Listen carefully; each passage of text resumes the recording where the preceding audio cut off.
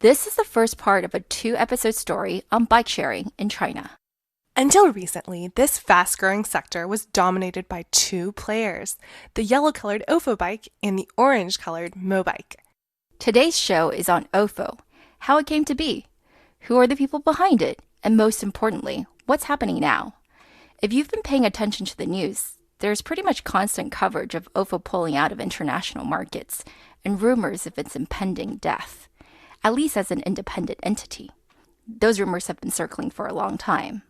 What happened here? It seems but a few years ago that it was an experiment on the Peking University campus. That's not an exaggeration, by the way. That was actually less than 3 years ago. But it's been a crazy journey since then. Let us share with you how it happened. The president's key economic team goes to China. After a whole night thinking, I say I still want to do it.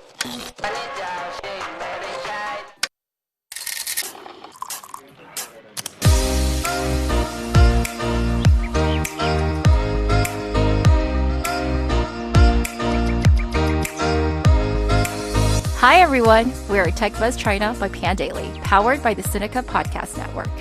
We are a new weekly podcast focused on giving you a peek into what's buzzing within the tech community in China.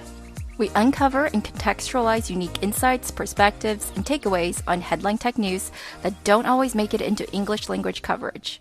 Tech Buzz China is a part of Pandaily.com, a new English language site that tells you everything about China's innovation. I'm one of your two co-hosts, Ying-Ying Liu. And I'm your other co-host, Ray Ma. Shout out to our listeners, AJ Cortez, Armand Zond, and Andy K. from El Cerrito for weighing in on our Xiaomi debate last week. The Bears outweighed the Bulls on this one. This week, we have a similar ask. Tweet at us about your thoughts on today's episode for a chance at free Tech Buzz swag. That's Tech Buzz China on Twitter. And of course, if you enjoy listening to us, please take the time to leave us a rating or review on iTunes or Facebook.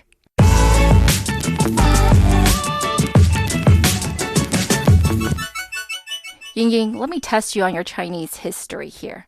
What are the 4 major inventions of ancient China? That's too easy. Every Chinese kid knows this by age 5. The 4大发明, or Four Great Inventions, are papermaking, printing, the compass, and of course, gunpowder. Ding, ding, ding, ding, ding! And the Chinese are majorly proud of these. However, even the last one of these great inventions, printing, happened at least 1,000 years ago. But have no fear, the internet age has brought with it the new 4 great inventions of China. Yes, the 新四大发明, or new 4 great inventions. And these are high-speed trains, scan and pay mobile payments, bike sharing, and e-commerce.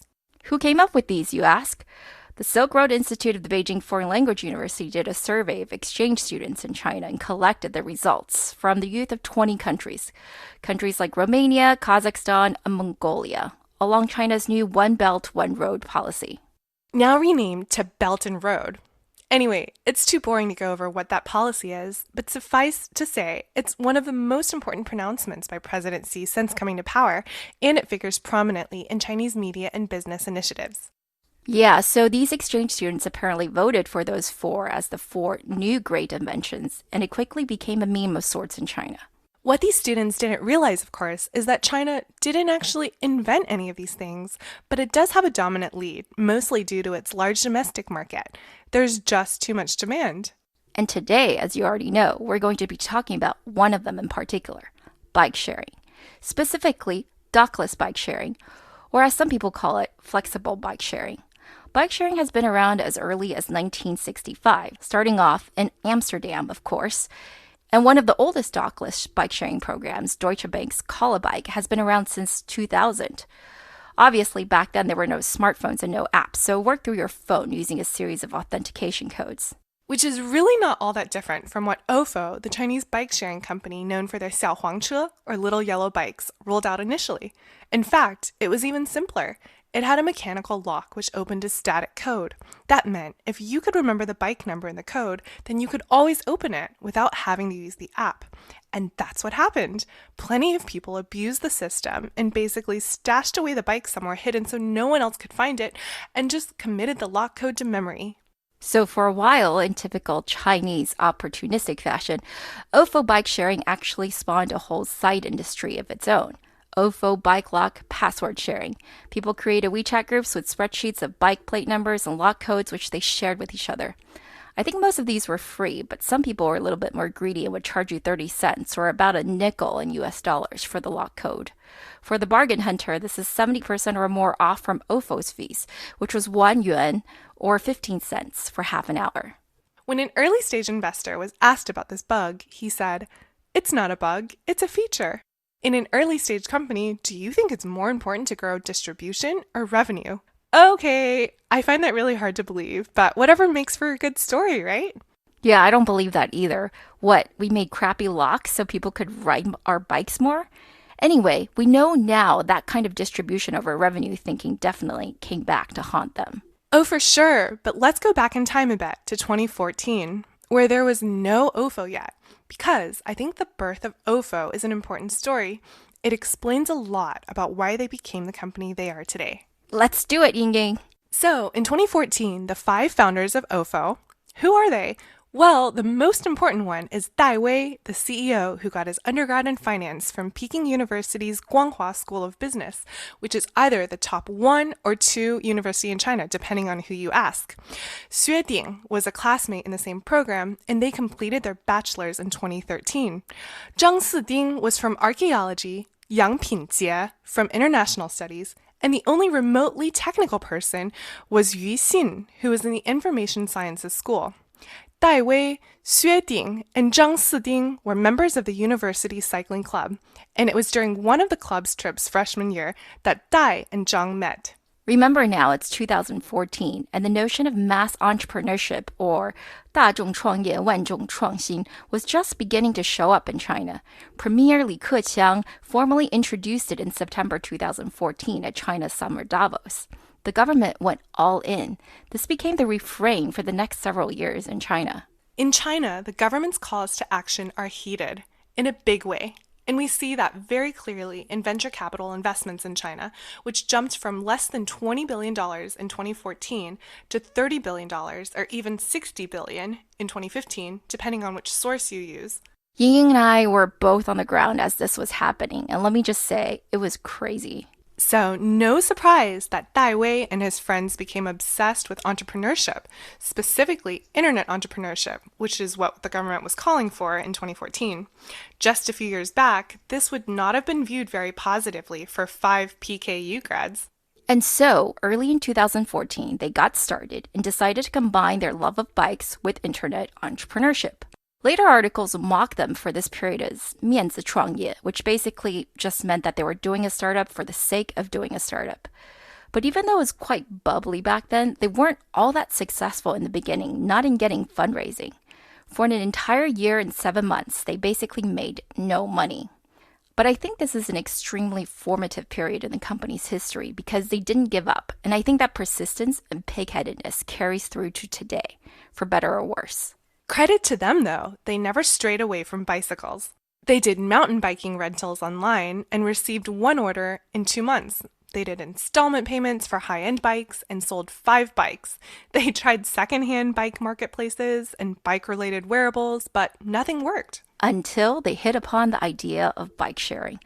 According to Dai, they only had about 400 yuan left in the bank and decided to regroup. He thought hard about his own worst customer pain point and decided that it was losing 5 bikes in his 4 years of undergrad. They thought sharing bikes would solve this problem. So on June 6, 2015, they convinced their first classmate to put his bike on this bike sharing platform. It wasn't yellow, it was a blue mountain bike. Probably because they realized that would be too slow, they began to make their own bikes. On September 7th, 2015, right as school was starting, they rolled out their first batch of bikes. On the first day, they had 500 registered users and 200 orders. On the second day, 300. By the 10th day, they had 1,500 orders a day. And in less than 2 months, they were getting 4,000 orders a day on just the Peking University campus alone. And then, legend has it, investor Robin Luo from GSR Ventures happened to be on campus for an event and saw these yellow bikes. He immediately called for a meeting, recruited senior partner Alan Drew to look at the project together, and put in a $1.5 million investment. With all that money, OFO immediately expanded to other campuses. I've always wondered what the heck OFO stands for because Chinese people like to make up English words. But we found the answer as we were doing this story. It's actually just the pictorial representation of a bike with the two O's representing the wheels and the F representing the frame. Get it? I thought that's actually pretty clever. I guess from the get-go, the team wanted the product to be global, so they chose a name that could be understood the world over. Yeah, if anything, OFO was never lacking in ambition. I think that's a point we want to hit home. OFO, to me, represents the archetypal post-90s entrepreneur. There is no lack of passion with these teams, and they pride themselves as mission-driven. Dai Wei is fond of saying that he believes there will be a day where OFO can have just as much impact as Google does in the world. It's this attitude that can maybe explain much of what happened later, because obviously, as with anything in China, there's going to be a ton of competition. And we want to contrast the OFO founding team with the older and clearly more experienced Mobike founding team, most of whom already had experience in the transportation and automotive spaces. One of them was the ex-GM of Uber Shanghai. And another was Pandaily founder Kevin's ex-colleague. But yeah, the teams clearly had really different DNA. Back to the story. We don't want to repeat OFO's many fundraisings and milestones here because you can find that online anywhere. But basically, they have raised about $2.2 billion in less than 3 years. And note that their last disclosed valuation from 2017 is only $2 billion. This is a heavy capex business. Anyway, they have a ton of investors, which we won't name here. Importantly, they share a few major investors with another GSR portfolio company, DD. Wangang, the famous DD angel investor, Matrix, and most importantly, DD itself. As of late last year, DD supposedly owned 25.3% of OFO and had a veto vote in all financing decisions. It's second only to Dai Wei's 36% at the time. Why did DD do that? Well, it began as a hopeful and synergistic relationship. DD would put OFO bikes into its system, further realizing its vision of multimodal transportation. OFO would have access to all of DD's millions of users. But all of this, as we will soon find out, seemed to quickly disintegrate.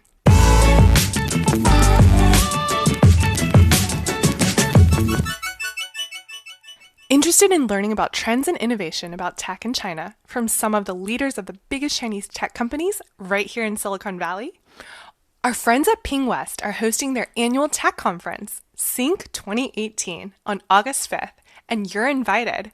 Use code PANDAILY, that's PANDAILY in all caps, at sync.pingwest.com for 50% off all tickets.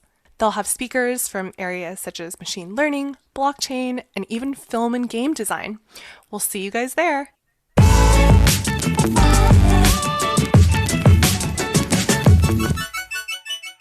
You know how we mentioned the stubbornness of OFO's team earlier? Well, that kicks in here in a big way. As you already know, the OFO founding team were college buddies.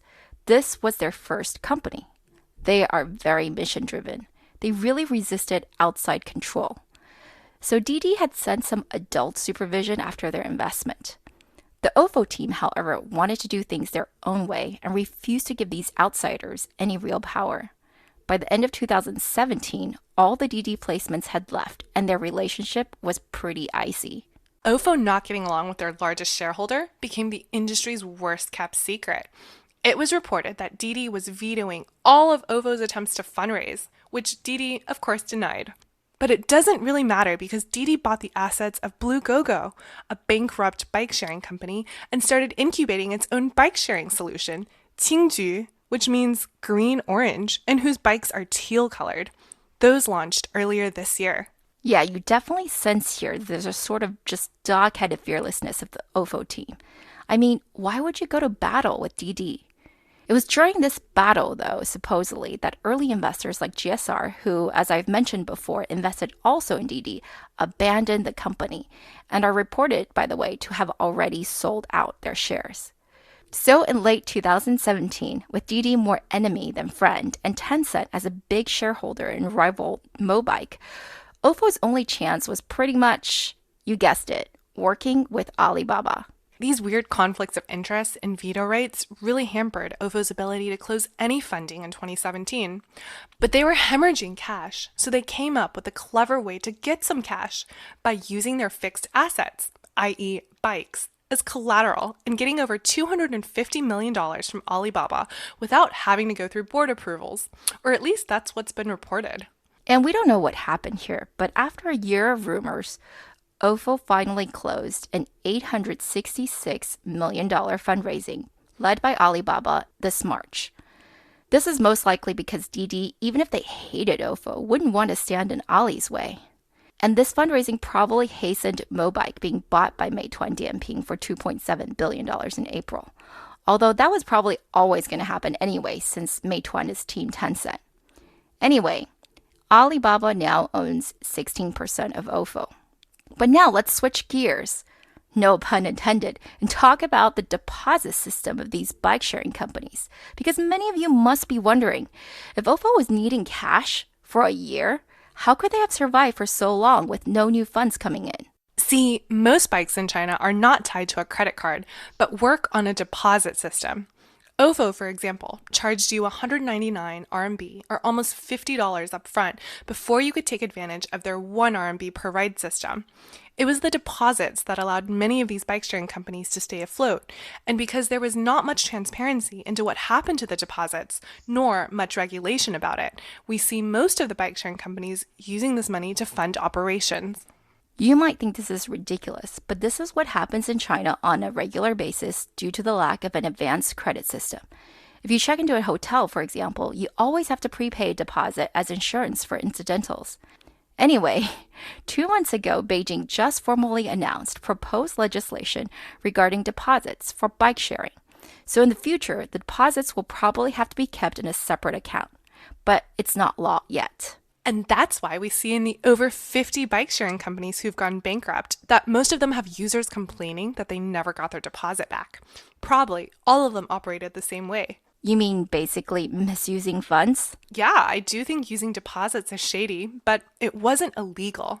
And frankly, the business model was so difficult to get to work anyway. It's an entrepreneurial pursuit that leaves no room for mistakes. That's giving the entrepreneurs a lot of credit. I mean, you can also call bike-sharing companies 被资本养大的巨婴, which translates into giant babies that have been raised by capital, venture capital. For good reason. A few investors have done the following math. Based on estimates, an OFO bike could expect to be ridden 2.5 times a day, but I'll use 3 for illustration purposes. 3 times. That's pretty close to the public stats that Daiwei has mentioned in April, which is 32 million rides across 10 million bikes. Yup, but that's in good weather. So let's optimistically use 250 days a year, even though we both know that in much of China, the northern half basically is probably a lot less than that due to the severe winters. So, okay, if you do 3 times 250, that's 750 yuan, or a little more than $100 by today's exchange rate. We know that the cost of each OFO bike has gone up from less than 300 RMB to higher now because they had to add smart locks to compete with Mobike. So less than a year to make your money back, but not when you take into account the fact that maybe nearly half of them are broken. Nearly half? Yup. A recent survey in Shanghai, one of the largest bike-sharing markets in China, showed that just 60% of bikes were functional. That's not just for OFO, but industry-wide. So there's a lot of repair costs here. In fact, there's a joke that the real beneficiaries of the bike-sharing craze are the bicycle repair mechanics. And of course, I'm not counting any operational cost involved in promoting or moving the bikes around to rebalance supply. That's just to have your bikes even be working. Yeah, I heard that too. But maybe the mechanics won't be complaining for much longer because the bike-sharing craze does most definitely seem to be dying down. And the first sign are in the suppliers, who seem to be dying in droves. In the so-called China's first bike manufacturing town, Wangqingtuo village in Tianjin, supposedly 100 businesses have already gone kaput. Probably not all bike-sharing suppliers, but a good amount. Although, I will caveat that headline with the observation that, frankly, Chinese businesses spring up out of nowhere and die suddenly all the time. It's totally not weird to go on vacation for a few weeks and find that when you get back, the restaurant you used to go to all the time downstairs is not only gone, but has been replaced by a hair salon. Few people realize that while businesses in China grow at exponential speed, many of them also die at exponential speed. And maybe that's what OFO is doing, dying at exponential speed. Just this month, OFO has also announced that it's pulling out of overseas markets, for example, Australia and the United States. It's announced a bunch of layoffs, and we don't know what will happen with the Chinese government. A state-owned paper recently criticized the oversupply of bikes inside of China. People are complaining that there's just too many bikes. Let's take the city of Shanghai again as an example. There are 1.7 million bikes now in Shanghai. Granted, the city has something like 25 million people, but that's still one bike for every 15 people. Experts think it should be more like 500 to 600,000 bikes for the city, or roughly one every 50 people, not 15. That means the current market is 2 times oversupplied. OFO alone has 700,000 bikes in the city, and Mobike has over 600,000. Assuming all the small players die, they still need to cut down their supply by half or more. Which might be the reason why OFO has been trying to diversify its revenue stream in recent months. It's been aggressively pushing advertising on its bikes. It's also started selling ads inside of its app, and even putting in news, video, and gaming features. Critics are seeing this as an example of just how deeply troubled its business model is. In China, you resort to gaming when you just can't figure out how to make money with your original product. It's the fastest cash flow when you've got traffic, which OFO has. In May, it had over 28 million MAU. But don't think we're hating on OFO here. I'm an avid user of bike sharing. I've used it in several European cities, and I just rode 100 miles this month on the local Cambridge-docked bike sharing system, Blue Bikes. So we are not haters. But let's hear what our bike expert friend Karl had to say. Karl, can you introduce yourself? My name is Karl Ulrich. I'm the Vice Dean of Entrepreneurship and Innovation at the Wharton School. I'm the founder of the personal transportation company Zooter, and I've been following the space really carefully for more than 2 decades. I also spend a few weeks a year in China, and so I've been fascinated with innovation and entrepreneurship there. What do you think of the current obstacles facing the industry, though, like the ones we've been discussing today? Bike sharing in China has certainly encountered a few obstacles, but this is totally normal at the dawn of a new industry. I remain optimistic about the future of bike sharing. A lot of the apparent problems we see now are the natural result of the frenzy of competition that occurs in a new network-driven industry. Every enthusiastic entrepreneur and investor thinks that he or she can take advantage of an emerging opportunity without recognizing that with so many competitors, the chances of success of any one effort is really small. So we've watched a shakeout of competitors and excess supply of bikes. I think the situation will work its way out and will settle into a healthy and sustainable level of supply and demand. Okay, so Karl is an optimist on this industry, and maybe less so on any individual company. Anything to add, Ray? Yeah, before we finish, I want to put things into perspective. One of the older and more established bike sharing programs in the world, Clear Channel's Smart Bike program, says they now have 20 million rides a year. A year. As we mentioned, as of a few months ago, OFO is at 32 million rides a day, and they're in over 200 cities globally. A day. Mobike, by the way, has about the same. These two companies have fundamentally changed how hundreds of millions of people move around. So maybe bike sharing should remain as one of the 4 new great inventions after all. Bike/scooter sharing. Oh man, that's a whole other can of worms. We won't go there today. And plus, that's not really a big thing in China yet. But we do plan to have a follow-up episode on Mobike and others next week. There's a lot of drama in this industry that we just had to skip because we wanted to focus on just OFO today. And OFO is just half the story of China bike sharing. Maybe, soon to be less than half at the rate they're going. Tune in next Tuesday for the rest of this story.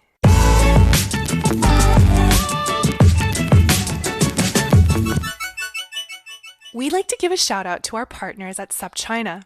In addition to our podcast here with Pandaily, they publish the excellent Sinica podcast, a weekly discussion of current affairs on China with journalists, writers, academics, policymakers, and business people. So while we only focus on tech, they really give you the entire overview. In addition, if you liked what our guest, Professor Karl Ulrich, had to say today, highly recommend you subscribe to his podcast called Launchpad from Penn Wharton Entrepreneurship, available everywhere you can find podcasts.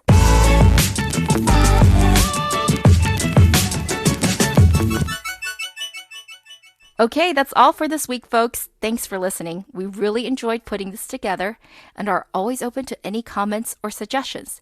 And of course, if you enjoy listening to us, please take the time to leave us a rating or review on iTunes or Facebook. You can find us on Twitter at The Pandaily, at TechBuzzChina, and Ray's Twitter is spelled Rayma, R-U-I-M-A.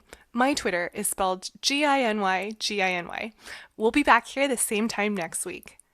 TechBuzz China by Pandaily is powered by the Sinica Podcast Network. Pandaily.com is a new English language site that tells you everything about China's innovation. Our producers are Carol Yin and Kaiser Kuo. Our intern is Scott Du.